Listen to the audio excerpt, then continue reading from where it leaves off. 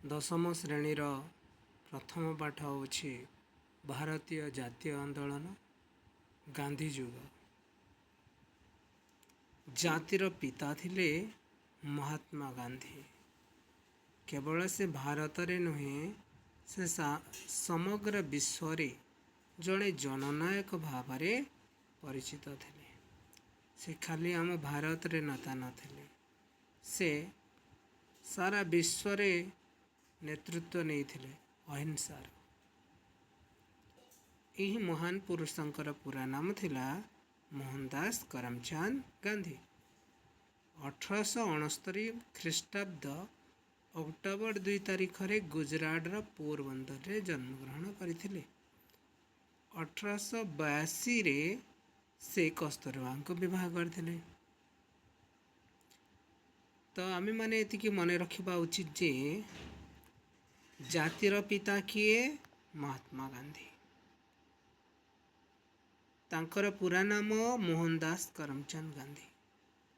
କେବେ ଜନ୍ମଗ୍ରହଣ କରିଥିଲେ? 1869 ଖ୍ରୀଷ୍ଟାବ୍ଦ ଅକ୍ଟୋବର 2 ତାରିଖ। କେଉଁଠାରେ? ପୋରବନ୍ଦରରେ। ପୋରବନ୍ଦର କେଉଁ ରାଜ୍ୟରେ ଅବସ୍ଥିତ? ଗୁଜରାଟରେ। ସେ କାହାକୁ ବିବାହ କରିଥିଲେ? କସ୍ତୁରବାଙ୍କୁ। କେବେ ବିବାହ କରିଥିଲେ? 1882 ମସିହାରେ। କସ୍ତୁରବାଙ୍କୁ ସମସ୍ତେ ଶ୍ରଦ୍ଧାରେ କ'ଣ ବୋଲି ସମ୍ବୋଧନ କରନ୍ତି? ତାର ଉତ୍ତର ହେବ ସମସ୍ତେ ବା ବୋଲି ସମ୍ବୋଧନ କରନ୍ତି। 1888 ଅକ୍ଟୋବର ମାସରେ ଗାନ୍ଧୀଜୀ ପଢ଼ିବା ପାଇଁ ଇଂଲଣ୍ଡ ଯାଇଥିଲେ। କ'ଣ ପଢ଼ିବା ପାଇଁ ଇଂଲଣ୍ଡ ଯାଇଥିଲେ? ବାରିଷ୍ଟରୀ। 1891 ଜୁନ୍ ମାସରେ ଆଇନ ଶିକ୍ଷା ସମାପ୍ତ କରି ବାରିଷ୍ଟର ଭାବରେ ରାଜକୋଟ ଓ ବମ୍ବେରେ ଆଇନ ବ୍ୟବସାୟ କଲେ। କେବେ ସେ ଆଇନ ଶିକ୍ଷା ସମାପ୍ତ କଲେ? 1891। କେଉଁ ବ୍ୟବସାୟ ସେ କରିଥିଲେ? ଆଇନ ବ୍ୟବସାୟ। କେଉଁଠାରେ? ରାଜକୋଟ ଆଉ ବମ୍ବେରେ। ତ ମନେ ରଖିବ 1888 ମସିହାରେ ସେ ବାରିଷ୍ଟରୀ ପଢ଼ିବା ପାଇଁ ଇଂଲଣ୍ଡ ଯାଇଥିଲେ। 1891 ଜୁନ୍ ମାସରେ ସେ ଆଇନ ଶିକ୍ଷା ସମାପ୍ତ କଲେ। ପୁଣି ସେ ଫେରି ଆସିଥିଲେ ଭାରତକୁ। ଭାରତରେ ରାଜକୋଟ ଆଉ ବମ୍ବେରେ ସେ ଆଇନ ବ୍ୟବସାୟ କରିଥିଲେ। କିନ୍ତୁ ଦାଦା ଅବଦୁଲ୍ଲା ନାମକ ଜଣେ ଭାରତୀୟ ମୁସଲମାନ ବ୍ୟବସାୟୀ, ସେ ବ୍ୟବସାୟ କରୁଥିଲେ ସାଉଥ ଆଫ୍ରିକାରେ। ତାଙ୍କର ଗୋଟିଏ ମକଦ୍ଦମା ଲଢ଼ିବା ପାଇଁ ସେ ଦକ୍ଷିଣ ଆଫ୍ରିକାକୁ ଡାକିଥିଲେ ମହାତ୍ମା ଗାନ୍ଧୀଙ୍କୁ। ଦକ୍ଷିଣ ଆଫ୍ରିକାର ନାଟାଲ ନାମକ ସ୍ଥାନକୁ ଯାଇଥିଲେ ମହାତ୍ମା ଗାନ୍ଧୀ ପ୍ରଥମ ଥର ପାଇଁ। ସେଠାରେ ଯେତେବେଳେ ସେ ପହଞ୍ଚିଥିଲେ, ସେ ଦେଖିଥିଲେ ଯେ ଶ୍ୱେତାଙ୍ଗମାନେ ତାଙ୍କର ବର୍ଣ୍ଣ ବୈଷମ୍ୟ ନୀତି ଯୋଗୁଁ କୃଷ୍ଣାଙ୍ଗ ଆଫ୍ରିକା ସହିତ ଦକ୍ଷିଣ ଆଫ୍ରିକାରେ କାମ କରୁଥିବା ଭାରତୀୟମାନେ ବିଭିନ୍ନ ଅତ୍ୟାଚାର ସମ୍ମୁଖୀନ ହେଉଥିଲେ। ଏ ଭାରତୀୟମାନଙ୍କୁ ଇଂରେଜମାନେ ଅତ୍ୟାଚାର କରୁଥିଲେ। ତୁମେ କଳା, ଆମେ ଗୋରା, ଏହି ପ୍ରକାର ଭାବନାକୁ ବର୍ଣ୍ଣ ବୈଷମ୍ୟ ନୀତି କୁହାଯାଏ। କୃଷ୍ଣାଙ୍ଗ ଆଫ୍ରିକା ସହିତ ଦକ୍ଷିଣ ଆଫ୍ରିକାରେ କାମ କରୁଥିବା ଭାରତୀୟମାନେ ଅତ୍ୟାଚାର ସମ୍ମୁଖୀନ ହେଉଥିଲେ। ଅତ୍ୟାଚାର କ'ଣ କ'ଣ? ଭାରତୀୟମାନଙ୍କର ଭୋଟ ଦାନ ଅଧିକାର ନଥିଲା। ସେକେଣ୍ଡ ହେଲା ତାଙ୍କର ନାମ ପଞ୍ଜୀକରଣ କରି ନିର୍ବାଚନ କର ଦେବାକୁ ପଡ଼ୁଥିଲା। ମନେ ରଖିବାକୁ ହେବ, ଭୋଟ ଦାନ ଅଧିକାର ନଥିଲା, ନିର୍ବାଚନ କର ଦେବାକୁ ପଡ଼ୁଥିଲା। ଜନାକୀର୍ଣ୍ଣ ଅସ୍ୱାସ୍ଥ୍ୟକର ପରିବେଶରେ ଭାରତୀୟମାନେ ରହୁଥିଲେ। ରାତି 9ଟା ପରେ ଘରୁ ବାହାରକୁ ଯାଉନଥିଲେ, ଯାଇପାରୁନଥିଲେ। ଜନସାଧାରଣଙ୍କ ପାଦଚଲା ରାସ୍ତା ବି ବ୍ୟବହାର କରିପାରୁନଥିଲେ। ସେମାନେ ରେଳଗାଡ଼ିର ପ୍ରଥମ ଓ ଦ୍ୱିତୀୟ ଶ୍ରେଣୀ କୋଠରେ ଯାତ୍ରା କରିପାରୁନଥିଲେ। ପ୍ରଥମ ଶ୍ରେଣୀ ଏସି ବଗି, ଦ୍ୱିତୀୟ ଶ୍ରେଣୀ ବି ଏସି ବଗି ଥାଏ, ଟିକେ କମ୍ ମାତ୍ରାରେ। ତ ଏହି ପ୍ରଥମ ଓ ଦ୍ୱିତୀୟ ଶ୍ରେଣୀ କୋଠରୀରେ ଭାରତୀୟମାନେ ଯାଇପାରୁନଥିଲେ। ସେଠାରେ ବାସ କରୁଥିବା ଭାରତୀୟ ବ୍ୟବସାୟୀ, ବଣିକ, ଜାହାଜ ମାଲିକ, ଶ୍ରମିକଙ୍କୁ ଶ୍ୱେତାଙ୍ଗମାନେ କୁଲି ବୋଲି ସମ୍ବୋଧନ କରୁଥିଲେ। ସେ ଭାରତର ବଣିକ ହେଉ ବା ଜାହାଜ ମାଲିକ ବି ହେଉ, ତାହାକୁ କିନ୍ତୁ ଶ୍ୱେତାଙ୍ଗ, ଏଇ ଧଳା ଗୋରା ଫକୀରମାନେ କ'ଣ କହୁଥିଲେ? କୁଲି ବୋଲି ସମ୍ବୋଧନ କରୁଥିଲେ। ଗାନ୍ଧୀଜୀଙ୍କୁ କଚେରୀ ଭିତରେ ଥରେ ପଗଡ଼ି କାଢ଼ି ଦେବାକୁ କୁହାଯାଇଥିଲା। ପଗଡ଼ି କ'ଣ? ଗୁଜରାଟୀ ମାନେ ସାଧାରଣତଃ पगड़ी परिधान करते जितेबाला से वकिल भाव में वकिलाती करुले यह समय पगड़ी काढ़ी वकिलाती करने को कही केने कोर्टे बा कचेरी भितर थरे से राति 9टार पाद चला रास्त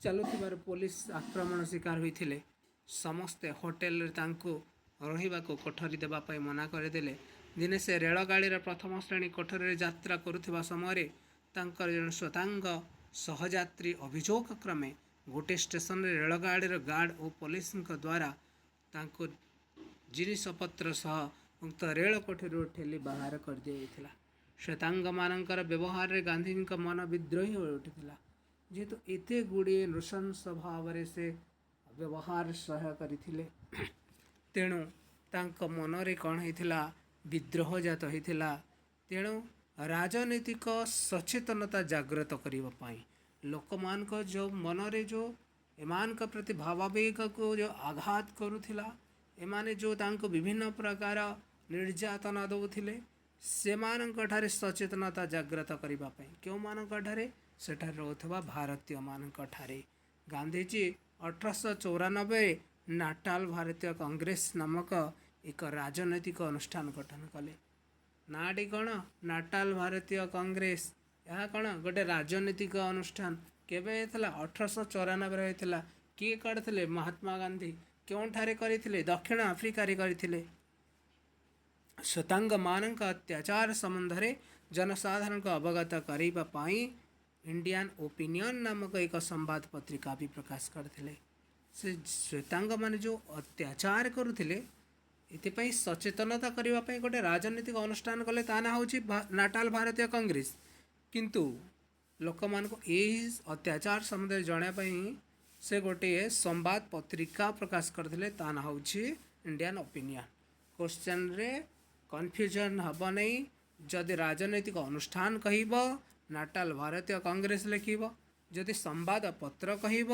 इंडियन ओपिनियन लिखब इंग्रेज मानकर विरोध में संग्राम करने निमंते गांधीजी नेतृत्व नेले यह संग्राम समय से सत्य अहिंसा उपर आधारित एक नूतन अस्त्र सत्याग्रहर प्रवर्तन करते 1906 ख्रीष्टाब्दे जो दक्षिण आफ्रिका सरकार एक आईन प्रणयन कर प्रत्येक भारतीय को निजर अंगुली छाप थिबा पंजीकृत प्रमाणपत्र को सब समय निज सहित बहन करने को बाध्यतामूलक कले गांधीजी उक्त आईन विरोध में आंदोलन कले एवं यही आंदोलन रे से प्रथमे सत्याग्रह अस्त्र प्रयोग करते क्वेश्चन पड़े सत्याग्रह अस्त्र प्रथमे केबे प्रयोग कराइथिला आंसर हम 1906 क्यों आईन विरोध में अंगुली छाप थिबा पंजीकृत प्रमाणपत्र सब समय धरवाई जो नियम थिला ता विरोध में 1906 सेप्टेम्बर 11 जोहान्सबर्ग एम्पायर थिएटर रे अनुष्ठित एक साधारण सभा उपस्थित थिबा भारतीय माने ही कला आईन को अमान्य करने दृढ़ संकल्प नेले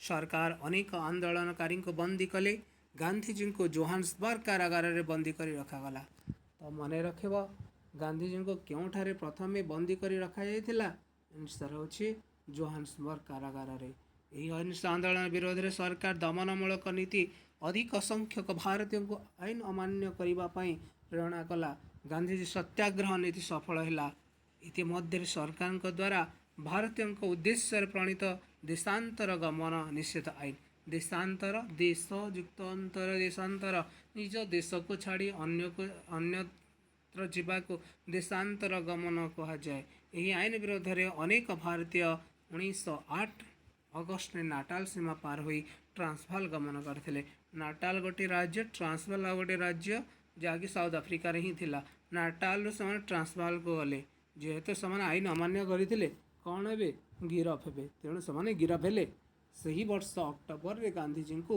मध्यबंदी करागला आंदोलन प्रशमित हवा पर परवर्ती अधिक शक्तिशाली है माने से चाहूले जे आंदोलनटा कौन हम प्रशमित हो किंतु यही प्रकार प्रशमित है नहीं माने आंदोलनटा कमिला नहीं कौन है ता बदल अधिक शक्तिशाली है जोरदार से मैंने आंदोलन कले 1913 मार्च 14 दक्षिण आफ्रिकार उच्चतम न्यायालय एक निष्पत्ति क्रमे ख्रीष्टियान रीति अनुसार संपादित होई नथिबा पंजीकरण होई नथिबा भारतीय मान को विवाह स्वीकृति प्रत्याहार कर दिया गला अरे मतारे जोशिंद्र दे तुम विवाह करुछ यह हूँ हिंदू मानकर रीति किंतु सही ख्रीष्टियान माने से ख्रीष्टियान रीति अनुसार जदि संपादित हो नथिबो बा पंजीकरण हो नथिबो ताले सही विवाह को से स्वीकृति देवे नहीं। जो स्वीकृति दिया प्रत्याहार करगला। यह विरोध में संगठित आंदोलन दक्षिण आफ्रिकार गांधीजी नेतृत्वाधीन शेष आंदोलन थिला। गांधीजी नूतन संग्राम निकट इंग्रेज सरकार हार मानिले एवं केतेक अपमानजनक आईन प्रत्याहार करने को बाध्य हेले। जितेबाला सेठारे से प्रथमे तांकर सत्याग्रह अस्त्र प्रयोग करथिले। यह द्वारा सही सरकार किछि हार मानिथिले एवं किछि अपमानजनक आईन को प्रत्याहार करथिले। गोटे मुख्य प्रश्न रही जाउछि पिला माने से समय दक्षिण आफ्रिकार शासन मुख्य किए थिले जनरल स्मट्स। क्यों समय जितेबाला महात्मा गांधी दक्षिण आफ्रिकार थिले।